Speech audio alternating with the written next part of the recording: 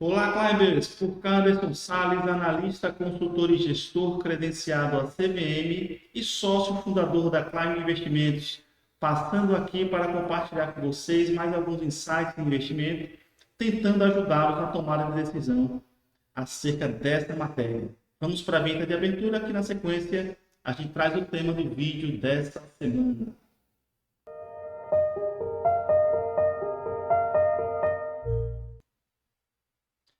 Então, hoje vamos falar um pouquinho sobre a pauta do Ministério da Fazenda, que anunciou na semana passada, que vai detalhar nessa semana, tá? Hoje é dia 12 de março, quando estamos gravando esse vídeo, dia 12 de março, então a partir de amanhã, aí o Haddad já começa a conceder entrevistas para alguns organismos da imprensa, detalhando o que ele e a Simone Tebet, aí, ministra do Planejamento, né, definiram suas equipes técnicas como o novo arcabouço fiscal a ser encaminhado para o Congresso, em linha com alguma coisa de reforma tributária, que é a grande pauta desse governo, a pauta que o mercado olha com a lupa, tá, no detalhe, e que deve realmente, que pode, vamos ver o que vai sair, mas que pode realmente ajudar a dinamizar a economia brasileira. É uma das grandes reformas que foi negligenciada ao longo dos anos. Tivemos a previdenciária, tivemos alguma coisa de reforma administrativa, mas agora a reforma tributária parece que é a bola da vez e já chega já muito atrasada, mas extremamente necessária para que a gente consiga otimizar a lógica da economia brasileira, e isso aí vai afetar os investimentos, que vai afetar as empresas, vai afetar o mercado de capitais, vai afetar o crescimento do PIB, etc, etc. Então, a grande pauta desse governo, e acertadamente trazida para início de governo, onde existe um alto nível de popularidade do governo eleito, digamos assim, né? É o famoso período de lua de mel, 6 primeiros meses. Então, é nesse período que se consegue aprovar as coisas mais polêmicas, mais dolorosas, digamos assim, para alguns grupos. Então, essa semana deve ser tratada a esse respeito detalhamento, e a gente vai dar uma pincelada como isso é importante, né? Como a regra fiscal impacta na vida, nos negócios das empresas e, consequentemente, de nós investidores.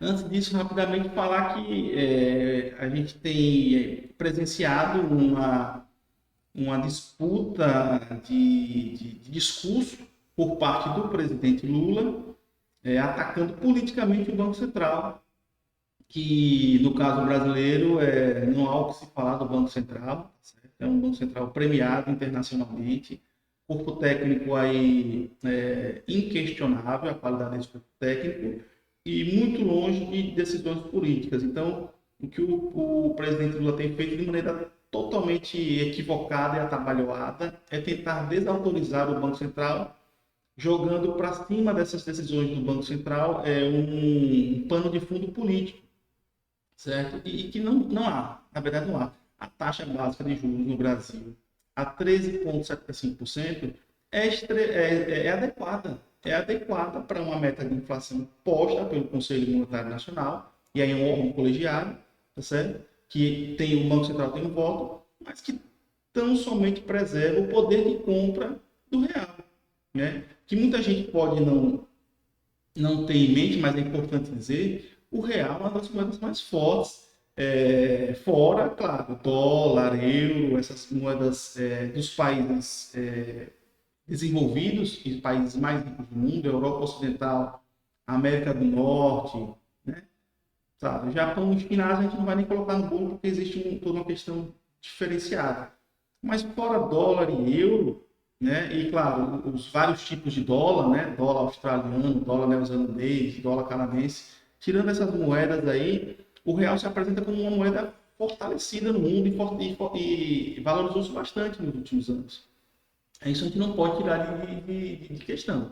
Agora, o poder de compra tem se deteriorado. O mundo está sofrendo com a inflação. O Brasil está sofrendo com a inflação, muito embora a inflação brasileira esteja abaixo, tá? Fechamos o ano lá a menos de 6% ao ano com a inflação oficial, e ela é bem inferior à inflação que se viu nos Estados Unidos e na Europa, certo? Por uma série de questões, o Brasil meio que ele tem um retardo, um delay nos ciclos econômicos, porque vive, a sua matriz econômica é um pouco diferente daquela desses países, né, digamos assim.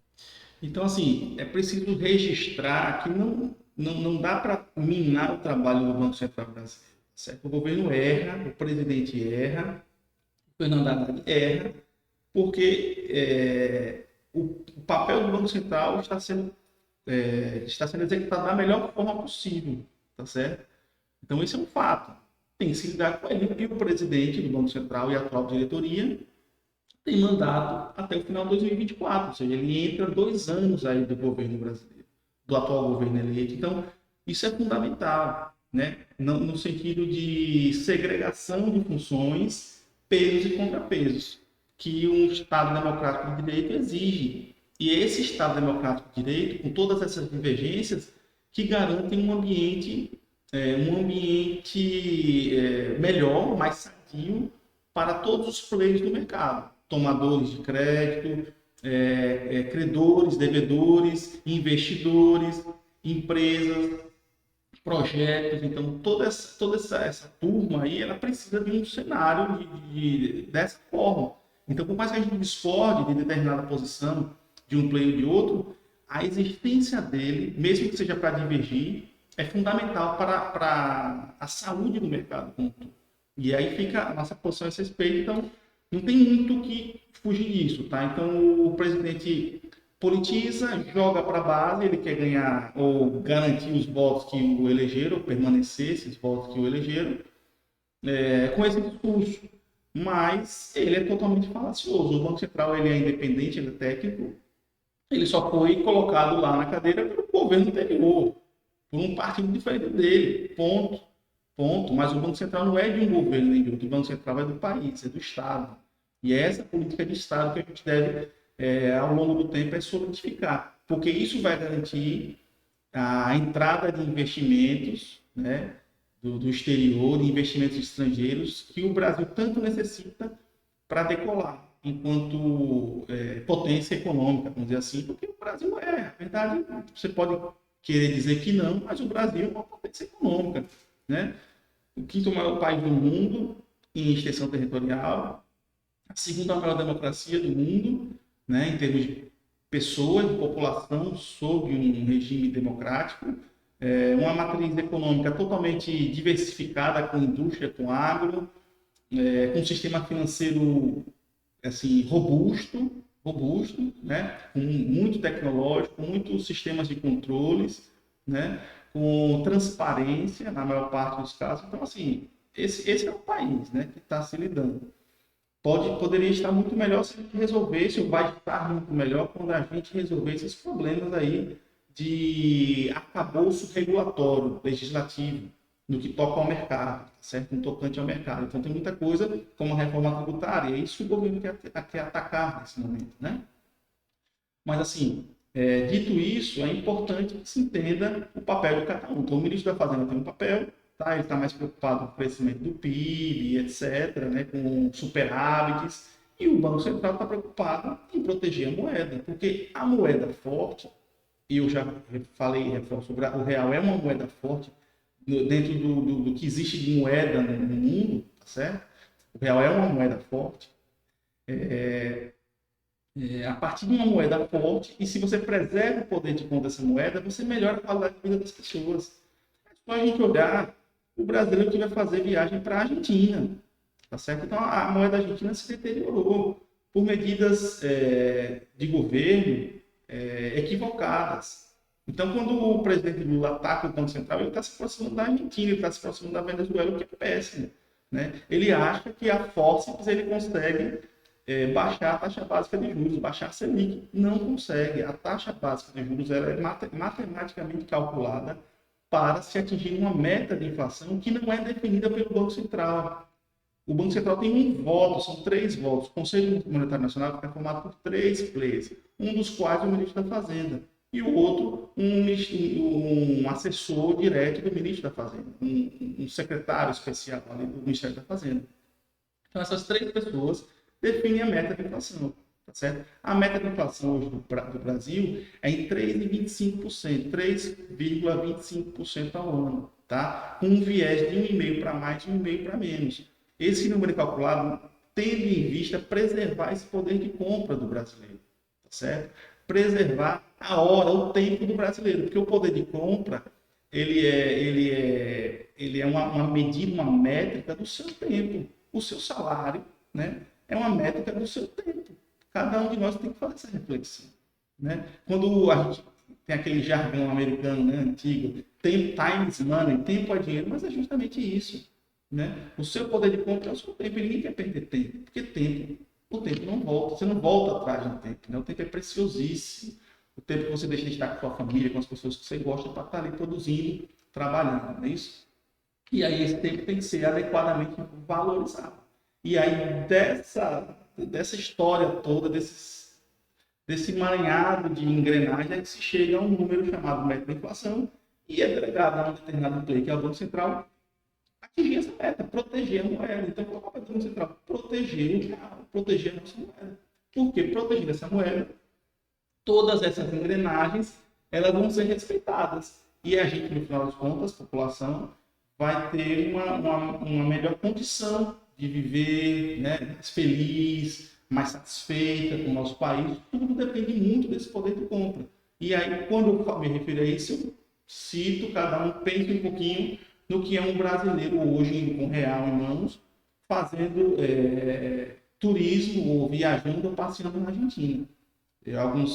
Algumas pessoas conhecidas já me relataram que fizeram essa viagem recentemente e relataram que é absurda a diferença, né? O poder de compra que você tem do real frente ao peso e o tratamento VIP que um brasileiro recebe lá, porque está levando reais para injetar naquela economia, que é uma economia em frangalhos. A verdade é essa, né? Então, voltando ao arcabouço fiscal, o que o mercado espera dessa fala do Haddad, ministro da Fazenda, do Dr. Boni brasileiro? Responsabilidade, tá certo? Gastar não tem para onde correr, tá certo? Esse governo eleito, um governo de esquerda, é um governo gastador, ponto. Investidor, põe uma coisa na sua cabeça, esse governo ele quer gastar dinheiro, ponto. Tem algum problema com isso? Depende. Se tiver origem de dinheiro para gastar, beleza, problema zero. Agora, se começar com contabilidade criativa, né, aí vai ter um problemão lá na frente. Aí a gente começa a aproximar de Dilma, Dilma 2, Dilma 1, Dilma 2, Dilma, né? O governo Dilma foi um governo de contabilidade criativa, né? De fechar fórceps às contas públicas. E aí estourar uma crise, né? Que, digamos, quebrou, né? A Dilma quebrou o Brasil, evidentemente foi o que aconteceu. Por isso que ela foi impeachmentada e esse governo sabe que não pode brincar com isso, né? A lembrança a ferida ainda está aberta, lá dentro do PT, dentro da base desse partido, e não dá para negociar. Os números não mudam, tá certo? Então, a inflação a meta é estabelecida, visando proteger a moeda. E o Banco Central tem que perseguir. Então, não há nada de político na meta de inflação, na taxa básica de juros do Brasil. Há apenas um cálculo matemático para atingir aquela meta que vai preservar o nosso poder de compra e melhorar a nossa qualidade de vida. Então, o governo quer gastar? Beleza, tem que apresentar a origem. Então, vou ter responsabilidade fiscal? Como é que eu vou conseguir arrecadar? E aí vem a reforma tributária. E aí vem a arcabouço fiscal. Então, de onde vai vir esse recurso? Tem muita gente aí na sociedade, muitos negócios lucrativos que não são tributados, né? Vamos às igrejas, vamos aos bingos. Recentemente foi anunciado já nessa linha a tributação das casas de apostas. Mas por que não tributar essa galera? Já que são negócios bilionários. Tem que tributar. Se não tributa, está estimulando. Então, eles se proliferam. Né? O crescimento das igrejas, a expansão das igrejas, aí não vou entrar numa questão religiosa, mas a expansão se dá pela baixa barreira de entrada. Não tem nem que pagar imposto, tem imunidade.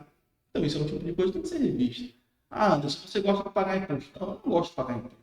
Não gosto de pagar tributo. Mas tributar é uma atividade necessária para a manutenção do governo, manutenção do Estado. E aí vamos discutir o pacto, o contrato social, como é que nós criamos um governo, por que nós criamos tripartição de poderes, né? Aí é um estudo sociológico profundo que aí, se for feito, né, o objetivo desse vídeo, se for feito, vai se entender que há necessidade de manter essa estrutura. O tamanho dela é questionável, mas que ela deve existir, deve. porque ela é que garante, digamos assim, as nossas liberdades individuais, não é isso? Os nossos direitos e aí, claro, os nossos deveres perante o outro, perante a sociedade, perante terceiros, o respeito a contratos. Então, a vida como se conhece hoje no mundo ocidental, tá certo? As liberdades e garantias individuais, elas são mantidas graças a uma estrutura estatal. Ponto. O tamanho desse Estado a gente pode discutir. Agora, que tem que haver esse Estado, tem. E se tem que haver Estado, tem que ter o tributo para manter esse Estado. Ponto. Agora, vamos achar a melhor forma? Concordo, vamos achar a melhor forma, vamos correr atrás disso.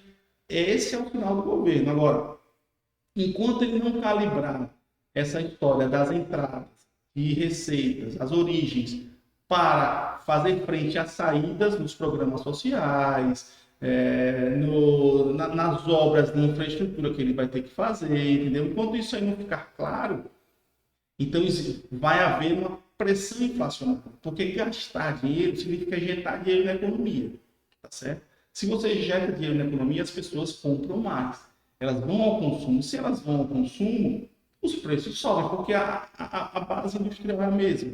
Então você desequilibra a oferta, a balança de oferta e procura, e você leva para o ponto de equilíbrio um preço mais alto.